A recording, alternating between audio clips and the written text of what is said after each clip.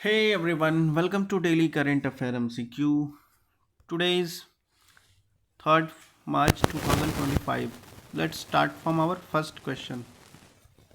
Look, our first question is कह रहा है कि अब Khajia is disputed territory between the two country. Recently देखो न्यूज़ में क्या रहा है आपको कि अब खाजिया एक प्लेस है जो कि आपका डिस्प्यूटेड क्या है, एक प्लेस है जो कि दो देशों के बीच में डिस्प्यूटेड वो जगह है, ठीक है, जो कह सकता हूँ जहाँ विवादित जगह है वो प्लेस है, ठीक है। तो आपको बताना है वो कौन से दो देश के बीचों में वो है, ठीक है। सो आपका पहला ऑप्शन कहता है रशिया यूक्रेन। अभी आपको रिसेंटली देखने को मिला था यूक्रेनियन प्रेसिडेंट जेलेंस्की जो है वो आपका यूएस के डोनाल्ड ट्रम्प से मिलने गए थे। वो उनके बीच में थोड़ा सा बातचीत में थोड़ी सी लड़ाई वड़ाई आ गई है, उसका वीडियो भी आप लोगों ने देखा होगा। ओके ना, तो हमारा पहला क्वेश्चन है रशिया एंड यूक्रेन, बी आपका है जॉर्जिया एंड अर्मेनिया जिसको कहते हो आप, सी आपका है जॉर्जिया एंड रशिया, डी आपका कहता है टर्की एंड अजरबैजान। तो बताओ ये जो अब खाजिया है ये कौन सा डिस्प्यूटेड टेरिटरी के दो देशों के बीच में आता है, बताओ।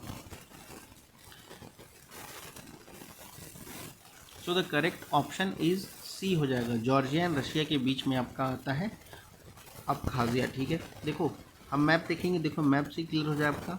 देखो ये आपका रशिया है, ओके, और ये आपका जॉर्जिया है, और यहाँ देखिए आपका अब खाजिया है, ठीक है।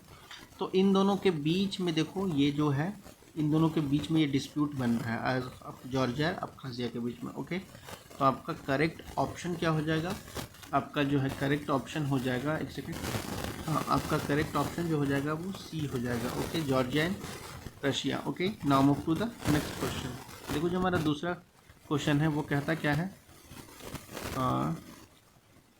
Consider the following with reference to the act enforce by the Election commission of India. Election commission of India चुनाव आयोग के द्वारा आपको पूछा गया है कि कौन सा स्टेटमेंट करेक्ट है, वो आपको बताना है। जो कौन कौन से एक्ट हैं जो कि इन्फोर्स किए जाते हैं national commission election commission of India के द्वारा, okay.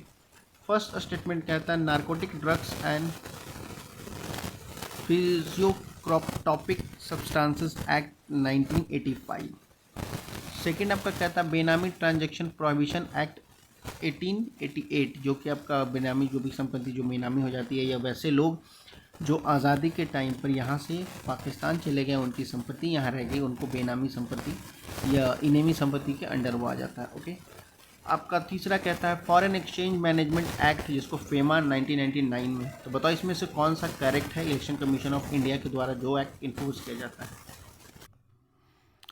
So the correct option is D, okay, none of the statement is correct. ये भी आपका गलत हो जाएगा, ये भी आपका गलत, सारे के सारे स्टेटमेंट आपके क्या हैं, गलत हैं, ठीक है। कैसे गलत है, देखो ये जो नारकोटिक्स ड्रग्स की बात कर रहा है ये आपका नारकोटिक्स ब्यूरो के द्वारा इन्फोर्स किया जाता है, ठीक है, नारकोटिक्स ब्यूरो के अंदर आता है, ठीक है। ये बेनामी संपत्ति और फॉरेन एक्सचेंज की बात कर रहा है, ये दोनों जो है ये दोनों आपका इन्फोर्समेंट डायरेक्टोरेट यानी ईडी के अंडर आता है, ठीक है। ये दोनों आपके ईडी के अंडर आता है और ये आपका नारकोटिक्स के अंडर आता है, ठीक है, नारकोटिक ब्यूरो के अंडर आता है, ठीक है।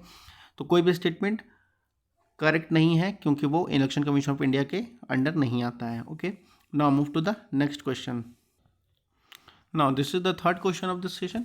Consider the following statement. आपका पहला स्टेटमेंट क्या कहता है, आपको देखो इसमें क्या कह रहा है कि आपको इसमें से बताना है सीबीआई को लेकर कौन सा स्टेटमेंट करेक्ट है, ठीक है, करेक्ट पूछ रहा है हमारा।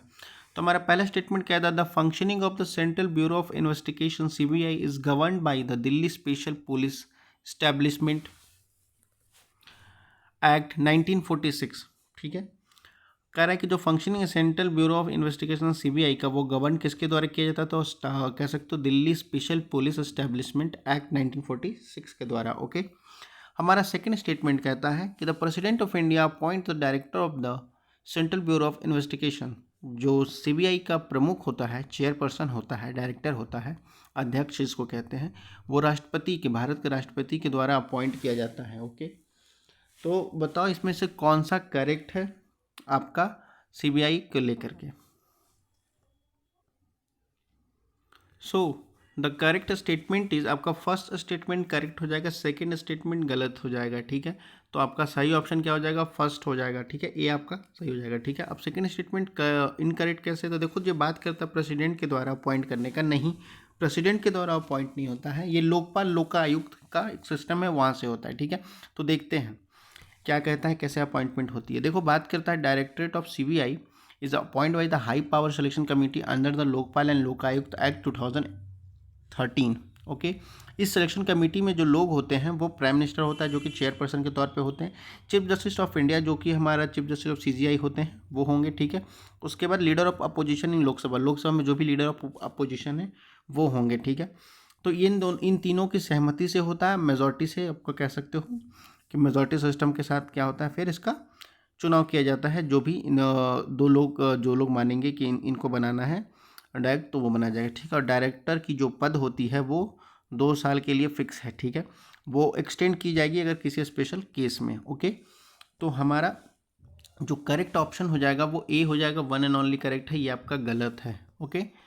तो हमारा ये हो गया solve, that's all for the today session. अगर कोई क्वेश्चन या कोई क्वेरी हो तो आप लोग कमेंट सेक्शन में पूछ सकते हो, तब तक पढ़ते लिखते रहिए, धन्यवाद।